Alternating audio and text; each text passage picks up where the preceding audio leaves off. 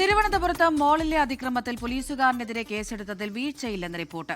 പോലീസുകാരനായ Mithun SFI പ്രവർത്തകനെ മർദ്ദിച്ചത് ഇടിവള ഉപയോഗിച്ചെന്ന ദൃശ്യങ്ങളിൽ തെളിവുണ്ട് എന്നാണ് അസിസ്റ്റന്റ് കമ്മീഷണറുടെ റിപ്പോർട്ട്. ഉദ്യോഗസ്ഥനെതിരെയുള്ള ജാമ്യമില്ലാ കുറ്റം പിൻവലിക്കണമോ എന്ന് കമ്മീഷണർ തീരുമാനിക്കും.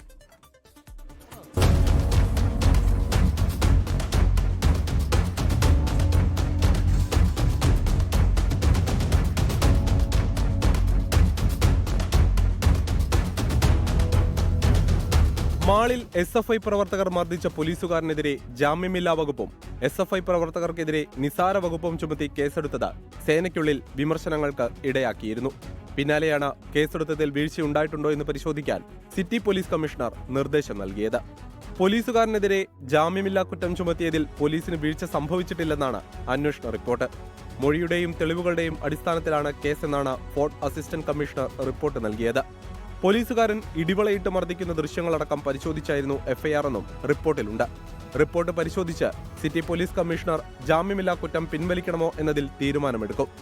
പോലീസിനെതിരെ ആക്രമണമുണ്ടായാൽ ശക്തമായ നടപടി സ്വീകരിക്കുമെന്നും പോലീസ് ഉദ്യോഗസ്ഥനെതിരെ ഉയരുന്ന നാട്ടുകാരുടെ ആരോപണം അന്വേഷിക്കുമെന്നും DGP റവാഡ ചന്ദ്രശേഖർ.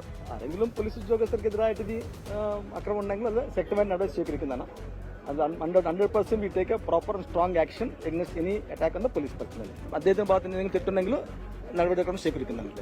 കേസിൽ പിടിയിലായ 2 SFI പ്രവർത്തകർക്കും ഇന്നലെ രാത്രി തന്നെ ജാമ്യം ലഭിച്ചിരുന്നു. വിനയ് പ്രകാശ്, സുർജിത് എന്നിവർക്കാണ് ജാമ്യം ലഭിച്ചത്. AR ക്യാമ്പിലെ പോലീസുകാരനായ മിഥുൻ റോയിക്കാണ് മർദ്ദനമേറ്റത്. 24 തിരുവനന്തപുരം. ലോകത്തെവിടെയായാലും ഏത് സമയത്തും 24 വാർത്തകളും ഓഗ്മെന്റഡ് റിയാലിറ്റി പാക്കേജുകളും എക്സ്പ്ലെയിനറുകളും വിശദമായി കാണാൻ ഞങ്ങളുടെ YouTube ചാനൽ നിങ്ങൾക്ക് സബ്സ്ക്രൈബ് ചെയ്യാം.